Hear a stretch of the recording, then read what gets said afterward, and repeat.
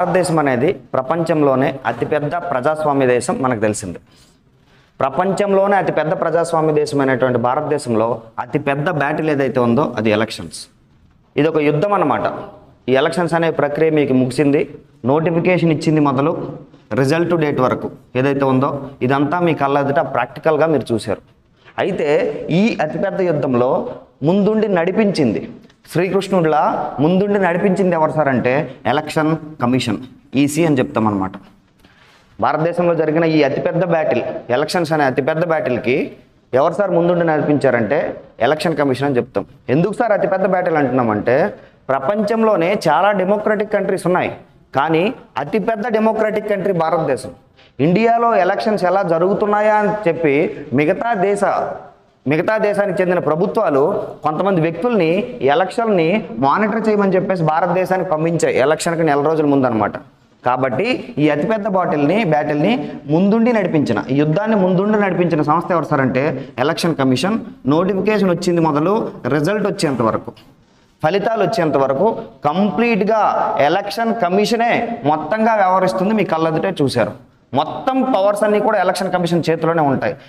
అయితే 5 సంవత్సరాలకు ఒకసారి జరిగే భారతదేశంలో 5 సంవత్సరాలకు ఒకసారి జరిగే ఈ ఎన్నికల్లో ఎలక్షన్ కమిషన్కి ఇంత పవర్స్ ఎలా వచ్చాయి, ఎప్పుడూ లేనిది ఇంత పవర్స్ ఎలా వచ్చాయి అని ఒకసారి మనం ఆలోచిస్తే భారతదేశంలో ఎన్నికలు అనేవి, ఎందుకంటే డెమోక్రటిక్ కంట్రీ అయ్యేటప్పుడు ఎలక్షన్ కమిషన్ ఎంత ట్రాన్స్పరెన్సీగా వ్యవహరిస్తే, ఎలక్షన్ కమిషన్ అనేది ఎంత పారదర్శకంగా వ్యవహరిస్తే ఎన్నికలు అనేవి అంత పారదర్శకంగా జరుగుతాయి. అలాగే మన నాయకులు కూడా అంత నిజాయితీ పరులు అనేవాళ్ళు వస్తారు. కాబట్టి భారతదేశంలో ఎలక్షన్ కమిషన్కి మనము స్వయం ప్రతిపత్తి, స్వతంత్ర హోదాని ఇవ్వడం జరిగింది. అంటే ఎలక్షన్ కమిషన్ ఎవరికి జవాబుదారీ కాదు. ఎలక్షన్ కమిషన్ అనేది తనకు తానుగా పవర్స్ని తీసుకొని తనకు తానుగా డ్యూటీస్ని కండక్ట్ చేస్తుంది ఓవరాల్గా. అయితే మనకు తెలుసు మన జరిగిన ఎలక్షన్స్ అనేవి ఆంధ్రప్రదేశ్ విషయానికి వస్తే, అంటే మీరు ఓటేసిన ఎలక్షన్స్ అనేవి 2 ఓట్లు వేశారు. మీరు ఈవీఎం మిషన్స్లో మీరు 2 ఓట్లు వేయడం జరిగింది. ఒకటి ఎమ్మెల్యే ఓటు అని చెప్తాము, మరొకటి ఎంపీ ఓటు అని చెప్తాం. ఆంధ్రప్రదేశ్ శాసనసభ సభ్యులు ఎవరైతే ఉన్నారో దాన్ని ఎమ్మెల్యే ఓటు అంటాం, మెంబర్ ఆఫ్ లెజిస్లేటివ్ అసెంబ్లీ. ఇంకో ఓటు వేశారు member of parliament in Lok Sabha అని చెప్తాం అనమాట. ఈ 2 ఓట్లు మీరు ఆంధ్రప్రదేశ్లో వేయడం జరిగింది. ఇదంతా మీకు తెలిసిందే, ఓట్లు వేశారు. అయితే ఈ బ్యాటిల్ని ముందుండి నడిపించిన సంస్థ ఏదైతే ఉందో ఈ సంస్థ గురించి మీరు తెలుసుకోవాలి, ఈ ఆర్గనైజేషన్ గురించి మీరు తెలుసుకోవాలి. ముందే చెప్తున్నాం, ఎలక్షన్ కమిషన్ అనేది భారతదేశంలో ఒక స్వయం ప్రతిపత్తి గల స్వతంత్ర వ్యవస్థ. అయితే మీరు తెలుసుకోవాల్సిన విషయం ఏంటంటే భారతదేశంలో ఎలక్షన్ కమిషన్ అనేది 2 బాడీస్గా ఉంది, 2 సంస్థలుగా ఉంది. భారతదేశం అనేది ఎలా ఉంది సార్? ఎలక్షన్ కమిషన్ అనేది ఒకటి సెంట్రల్ ఎలక్షన్ కమిషన్ ఉంది, మరొకటి స్టేట్ ఎలక్షన్ కమిషన్ ఉంది. సార్ 2 ఒకటే కదా, 2 ఎలక్షన్ కమిషన్స్ కదా అని మీరు అనుకోవచ్చు. కాదు సార్, ఈ ఎలక్షన్ కమిషన్ వేరే, ఈ ఎలక్షన్ కమిషన్ వేరే. దీన్ని తెలుపుతున్న ఆర్టికల్స్ వేరే, దీన్ని తెలుపుతున్న ఆర్టికల్స్ వేరే. దీన్ని తెలుపుతున్న పార్ట్ వేరే, దీన్ని తెలుపుతున్న పార్ట్ వేరే. ఇది చేసే డ్యూటీ ఇది చేయదు, ఇది చేసే డ్యూటీ ఇది చేయదు. అయితే మీరు ఓటేసిన ఎమ్మెల్యే ఎంపీ ఓట్లు ఏవైతే ఉన్నాయో ఈ ఎలక్షన్ ప్రాసెస్ని కండక్ట్ చేసిన సంస్థ సెంట్రల్ ఎలక్షన్ కమిషన్. కేంద్ర ఎన్నికల సంఘం కండక్ట్ చేసింది మీరు వేసిన ఓట్లు. ఈ స్టేట్ ఎలక్షన్ కమిషన్ ఈ డ్యూటీస్ని చేయదు. మరి ఏం చేసింది సార్? సెంట్రల్ ఎలక్షన్ కమిషన్ చేసే డ్యూటీ అయితే మీకు తెలిసింది రాజ్యసభ ఎంపీ ఓట్లు, రాజ్యసభ ఎంపీ ఎన్నికలు, లోక్సభ ఎంపీ ఎన్నికలు, ప్రెసిడెంట్ ఎన్నికలు, వైస్ ప్రెసిడెంట్ ఎన్నికలు, అలాగే ఎమ్మెల్యే ఎన్నికలు, MLC member of legislative council ఎన్నికలు. వీటితో పాటుగా speaker, deputy speaker, vice chairman, Rajya Sabha vice chairman, ఈ ఎన్నికలన్నింటినీ కండక్ట్ చేసేది సెంట్రల్ ఎలక్షన్ కమిషన్. మనం అనుకుంటాం స్టేట్ కదా ఎమ్మెల్యేస్ అంటే, ఎక్కువ మంది అనుకుంటారు ఎమ్మెల్యేసు ఎమ్మెల్సీసీ వీళ్ళిద్దరూ స్టేట్లో ఉంటారు కదా, కాబట్టి వీటి ఎన్నికలు కండక్ట్ చేసేది స్టేట్ ఎలక్షన్ కమిషన్ అనుకుంటారు. అది పొరపడినట్టే. ఎమ్మెల్యే ఎమ్మెల్సీ ఎన్నికలు కూడా కండక్ట్ చేసేది సెంట్రల్ ఎలక్షన్ కమిషనే. అంటే ఒక విషయంలో ఒక జాబితాలో తీసుకోవాలంటే president, vice president, Rajya Sabha MP, Lok Sabha MP, అలాగే స్పీకర్, డిప్యూటీ స్పీకర్, అలాగే Rajya Sabha chairman, Rajya Sabha vice chairman, state MLAs, state MLC, ఈ ఎన్నికలన్నింటినీ కండక్ట్ చేస్తుంది. ఎక్సెట్రా ఎన్నికలన్నింటినీ కండక్ట్ చేస్తుంది సెంట్రల్ ఎలక్షన్ కమిషన్. మరి స్టేట్ ఎలక్షన్ కమిషన్ ఏం చేస్తుంది సార్? ఈ రెండు స్వతంత్ర సంస్థలే, ఈ రెండు స్వయం ప్రతిపత్తి గల సంస్థలే. ఈ రెండు కూడాను నోటిఫికేషన్ వచ్చింది మొదలు రిజల్ట్ వచ్చేంత వరకు, అంటే ఎలక్షన్ ముందు నెల రోజుల ముందు మనకు నోటిఫికేషన్ వచ్చింది. నోటిఫికేషన్ వచ్చిన తర్వాత చూసాము పరిస్థితులు అనేవి ఎలా ఉన్నాయి, మిగతా ఆర్గనైజేషన్స్ అన్ని ఎలక్షన్ కమిషన్ అండర్లోకి ఎలా వెళ్ళిపోయాయి చూసాము. ప్రభుత్వం కూడా ఏమి అనలేని పరిస్థితి. అలాగే మొన్న వచ్చింది రిజల్ట్, జూన్ 4వ తేదీన రిజల్ట్ వచ్చింది. జూన్ 6వ తేదీ వరకు ఎలక్షన్ కూడా ఉంది. మరి ఎలక్షన్ కమిషన్కి ఇంత పవర్స్ ఎలా వచ్చేసారు అనేసి మనం మాట్లాడుకునే క్రమంలో ఈ సెంట్రల్ ఎలక్షన్ కమిషన్ యొక్క డ్యూటీస్ మనం తెలుసుకున్నాం. ప్యారలల్గా స్టేట్ ఎలక్షన్ కమిషన్ డ్యూటీస్ కూడా మనం తెలుసుకుంటే లోకల్ గవర్నమెంట్స్ అని పిలుస్తాం, స్థానిక సంస్థలు అని, లేదా పంచాయతీరాజ్ సిస్టమ్ అనేసి కొన్ని బుక్స్లో ఉంటుంది. కొన్ని బుక్స్లో 73 and 74 కాన్స్టిట్యూషన్ అమెండ్మెంట్ యాక్ట్స్ అని ఉంటుంది. ఈ ఆర్గనైజేషన్ ఏదైతే ఈ వ్యవస్థలో ఉన్న పదవులు ఏవైతే ఉన్నాయో, ఈ వ్యవస్థలో ఉన్న పదవులకి ఎన్నికలను కండక్ట్ చేసేది స్టేట్ ఎలక్షన్ కమిషన్. మరి లోకల్ గవర్నమెంట్స్ అంటే స్థానిక సంస్థలు, లేదా పంచాయతీరాజ్ సిస్టము, లేదా 73, 74 రాజ్యాంగ సవరణలో ఉన్న పదవులు ఏంటి సార్ అని మనం నార్మల్గా మాట్లాడుకుంటే ఏముంటాయి సార్? రూట్ లెవెల్లో వార్డు మెంబర్తో మొదలుకొని ఉప సర్పంచ్, వైస్ సర్పంచ్, సర్పంచ్, ఎంపీటీసీ, మండల పరిషత్ టెరిటోరియల్ కాన్స్టిట్యుయెన్సీ, ఎంపీపీ, మండల పరిషత్ president, ZPTC, Zilla Parishad territorial constituency, ZP chairman, అలాగే corporators, councillors, mayors, chairmans, municipal chairmans, ఈ పదవులన్నిటికీ ఎలక్షన్స్ కండక్ట్ చేసేది స్టేట్ ఎలక్షన్ కమిషన్. ఆల్రెడీ మీకు తెలుసు, మీరు ఆల్రెడీ వీటికి ఓట్లు వేశారు. 2020వ సంవత్సరంలో ఆంధ్రప్రదేశ్లో వీటన్నిటికీ ఎలక్షన్స్ జరిగాయి, మీరు ఆల్రెడీ ఓటు వేశారు. నెక్స్ట్ ఎలక్షన్స్ ఎప్పుడు సార్ అంటే, పాస్ట్ ఎలక్షన్స్ అనేవి 2020లో జరిగాయి, నెక్స్ట్ ఎలక్షన్స్ 2025లో అవుతాయి. ఇప్పుడు మీరు ఓట్లు వేసిన ఎలక్షన్ 2024లో జరిగాయి, నెక్స్ట్ ఎలక్షన్ 2029లో జరుగుతాయి. ఈ రెండింటికి కూడా కాలపరిమితి, ఈ పదవులకి కూడా కాలపరిమితి ఓవరాల్గా మొత్తంగా 5 years. అయితే ఈ వ్యవస్థల గురించి మనం మాట్లాడుకునేటప్పుడు రాజ్యాంగం ఇంత పవర్స్ ఇచ్చిందా? 5 సంవత్సరాలకు ఒకసారి ఎవడిని లెక్క చేయని, ఏ వ్యవస్థని లెక్క చేయని, తన పని తాను చేసుకుపోవడానికి ఇన్ని పవర్స్ ఇచ్చాడా? 5 సంవత్సరాలకు ఒకసారి మాట్లాడితే ఇచ్చారు సార్. భారత రాజ్యాంగంలో ఇక్కడ ఒకసారి మనం రాసుకుంటే central election commission, state election commission, వీటినే మనం ఇక్కడ రాసుకుంటే central election commission, state election commission.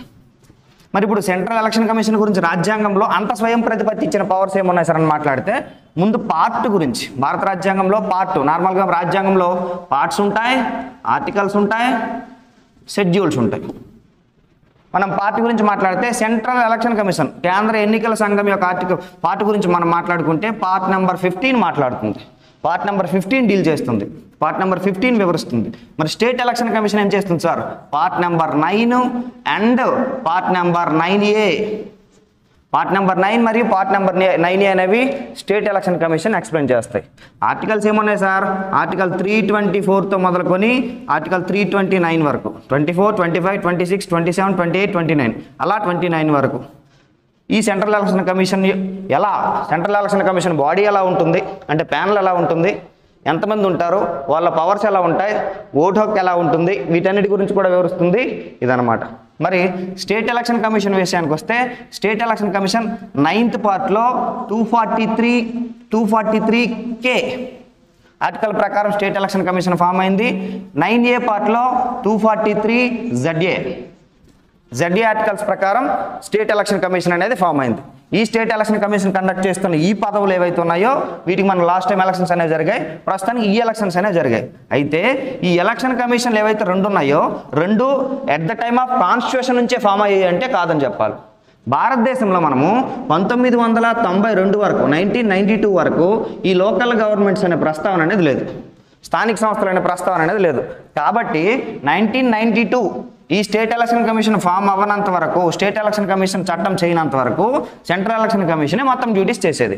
ఎప్పుడైతే మనము కేంద్ర ప్రభుత్వం పాస్ట్ నుంచి 1957 నుంచి కూడాను Balwantrai Mehta committee, Ashok Mehta committee, GVK Rao committee, LM Singhvi committee లాంటి కమిటీలు వేసుకొచ్చిందో, ఆ కమిటీల యొక్క రిపోర్ట్స్ మేరకు భారతదేశంలో కూడా గాంధీజీ కలలుగన్న రూట్ లెవెల్ వ్యవస్థ, వేరు వ్యవస్థ ఏదైతే మనం అనుకుంటున్న గ్రామ పంచాయతీలు అనేవి బలపడాలనే ఉద్దేశంతో తీసుకొచ్చామో, అప్పుడు పివి నరసింహారావు గారు ప్రధానమంత్రిగా ఉన్నప్పుడు ఆ బిల్లును తీసుకువెళ్ళి 1992లో పార్లమెంట్లో యాక్సెప్ట్ చేయించుకొని మరి శంకర్ దయాళ్ శర్మ ప్రెసిడెంట్గా ఉన్నప్పుడు యాక్సెప్ట్ చేయించుకొని మరి ఈ స్థానిక సంస్థలు అనే చాప్టర్ని అంటే 73 constitution amendment act and 74 constitution amendment act, ఇది రూరల్ లెవెల్లో ఇది అర్బన్ లెవెల్లో ఈ పదవుల గురించి ఈ వ్యవస్థ గురించి చెప్తుంది. ఈ వ్యవస్థ ఉంది కాబట్టి మనం ఇంత ఫ్రీడమ్గా మన ఫండ్స్ అనేవి ఇంత యూటిలైజ్ చేసుకుంటున్నాం ఇండివిజువల్గా. కాబట్టి స్టేట్ ఎలక్షన్ కమిషన్ అనేది ఈ 73, 74 రాజ్యాంగ సవరణ ప్రకారం అంటే 73 కాన్స్టిట్యూషన్ అమెండ్మెంట్ యాక్ట్లో ఇచ్చిన ఆర్టికల్స్ ఏంటంటే 243, 243A అండ్ 243O వరకు, 243O వరకు, ఏ నుంచి ఓ వరకు ఈ 73 కాన్స్టిట్యూషన్ అమెండ్మెంట్ యాక్ట్లో గ్రామ పంచాయతీలు, మండల పరిషత్తులు, జిల్లా పరిషత్తులు ఈ 3 వ్యవస్థల గురించి వివరించడం జరిగింది. అలాగే 74 కాన్స్టిట్యూషన్ అమెండ్మెంట్ యాక్ట్లో 243P నుంచి అంటే ఓతో కంప్లీట్ అయింది కదా, ఇక్కడ పీతో ఎండ్ అవుతుంది స్టార్ట్ అవుతుంది. 243P నుంచి 243ZG వరకు అంటే నగర పంచాయతీలు, మున్సిపాలిటీలు, మున్సిపల్ కార్పొరేషన్లు ఇవన్నీ కూడాను ఇందులో. అంటే 73లో గ్రామ పంచాయతీ, మండల పరిషత్, జిల్లా పరిషత్తు, 74లో అనమాట నగర పంచాయతీ, మున్సిపాలిటీలు, మున్సిపల్ కార్పొరేషన్లు వీటి గురించి ఎక్స్ప్లెయిన్ చేయడం జరిగింది. వీటి ఎన్నికలు జరిగిపోయాయి మీరు చూసాం. ఇక్కడ విషయానికి వస్తే ఈ పార్ట్ 15 ఏదైతే ఉందో ఆర్టికల్ 324 నుంచి 329 వరకు ఇవి స్వతంత్రం వచ్చినప్పటి నుంచే ఉన్నాయి. అంటే భారత రాజ్యాంగం ఎప్పుడైతే 1950 జనవరి 26th ఇంప్లిమెంటేషన్లోకి వచ్చిందని చెప్పాం కదా, ఆ రోజు నుంచే పార్ట్ 15 ప్రకారం ఈ ఆర్టికల్స్ అనేవి ఉన్నాయి. ఈ కేంద్ర ఎన్నికల సంఘం ఏదైతే ఉందో ఇది ఒక స్వయం ప్రతిపత్తి గల సంస్థ.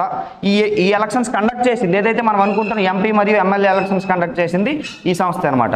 అయితే వీటికి ప్యానల్స్ ఎలా ఉంటాయి అంటే చైర్మన్స్ ఎవరైనా ఉంటారా, వైస్ చైర్మన్స్ ఎవరైనా ఉంటారా మాట్లాడుకుంటే సెంట్రల్ ఎలక్షన్ కమిషన్కి ప్రస్తుత ప్యానల్ 1+2గా ఉంది. ఇంతకుముందు 1గా ఉండేది, ఆ తర్వాత 1+2గా మార్చారు, మళ్ళీ 1గా మార్చారు, మళ్ళీ 1+2గా మార్చడం జరిగింది. టిఎన్ శేషన్ అనే వ్యక్తి సెంట్రల్ ఎలక్షన్ కమిషన్కి చీఫ్గా పనిచేసే కాలంలో జరిగింది. అది మనం మరో లెసన్లో తెలుసుకోవచ్చు. మరి స్టేట్ ఎలక్షన్ కమిషన్కి వస్తే ఒక చైర్మన్ అనే పర్సన్ ఉంటారు స్టేట్ ఎలక్షన్ కమిషన్కి. సెంట్రల్ ఎలక్షన్ కమిషన్ ఎవరైతే ఉన్నారో ఈ సెంట్రల్ ఎలక్షన్ కమిషన్కి చైర్మన్ మరియు వైస్ చైర్మన్ వీళ్ళిద్దరికి కూడా పవర్స్ అనేవి సుప్రీంకోర్టు జస్టిస్తో సమానంగా ఉంటాయి. కేంద్ర ఎన్నికల సంఘం యొక్క బాడీ యొక్క చైర్మన్కి కోర్టుతో సమానంగా పవర్స్ ఇచ్చారంటే అది ఎన్నికల సంఘం కూడా ఒక కోర్టు వెళ్ళగానే. అందుకే ఎన్నికల సంఘాన్ని క్వాషీ జ్యుడిషియల్ అని చెప్తాం.